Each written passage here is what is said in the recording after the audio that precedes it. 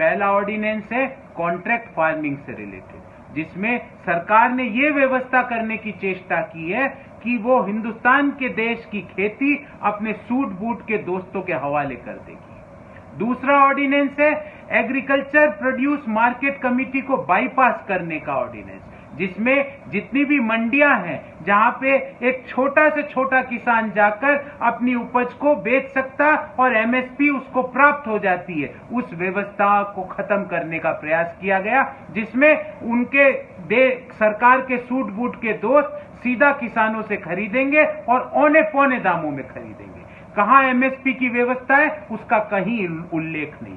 और तीसरा ऑर्डिनेंस है, तीसरा बिल है जो है एसेंशियल कमोडिटी एक्ट में फेरबदल करने का, जिसमें प्याज हो, दलहन हो, खाद्यान्न और अन्य हो, उसका कितना भी भंडारण कोई भी अपने पास कर सकता है। तो सूट बूट के दोस्त क्या करेंगे, किसानों से औने पौने दामों में इन चीजों का भंडारण खरीद के भंडारण कर लेंगे और आने वाले समय में उसको बढ़ी हुई कीमत पर बाजार में बेचेंगे। तो किसान का कोई फायदा नहीं, उपभोक्ता का कोई फायदा नहीं, फायदा किसका, सूट बूट के दोस्तों का। आज जब देश के लाखों किसान सड़कों पर उतर के आए हैं और प्रधानमंत्री जी से कह रहे हैं कि इन तीनों ऑर्डिनेंस में एक जगह भी एमएसपी मिलेगी किसान को उसकी उपज की, वहां कहां उल्लेख है, सरकार के पास कोई उत्तर नहीं। प्रधानमंत्री जी कहते हैं कि हम प्रतिबद्ध हैं एमएसपी देने के लिए। सर, आप तो प्रतिबद्ध थे 15 लाख रुपए हमारे खातों में देने के लिए भी,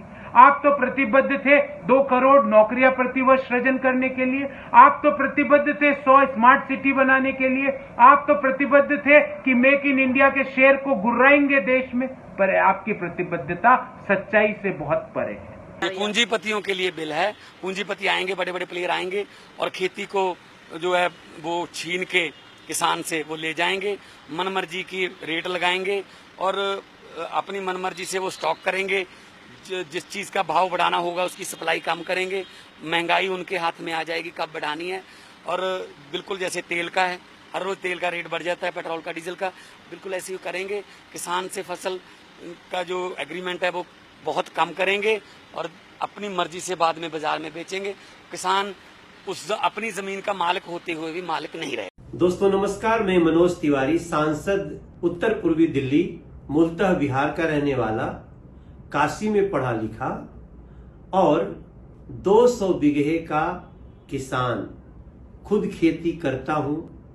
ये बात अलग है कि लोग मुझे सुपरस्टार के रूप में जाने, मगर एक किसान का बेटा हूं। कांग्रेस और आम आदमी पार्टी ने सीएए पर झूठ बोलकर जिस तरह से दिल्ली में दंगा फैलाया, उसी प्रकार से किसानों को आजादी देने वाले अपना अनाज ज्यादा से ज्यादा कीमत पर देश के किसी कोने में बेच सकें, ऐसे बिल पर झूठ फैलाने में लगे हुए हैं, भ्रम फैलाने में लगे हुए हैं। क्या सीएए से किसी की नागरिकता गई? नहीं।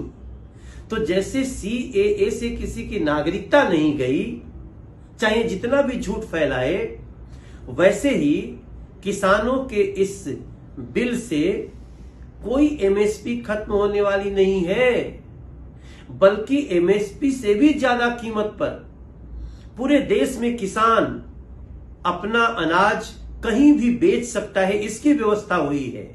यानी खुला बाजार, बंद भ्रष्टाचार।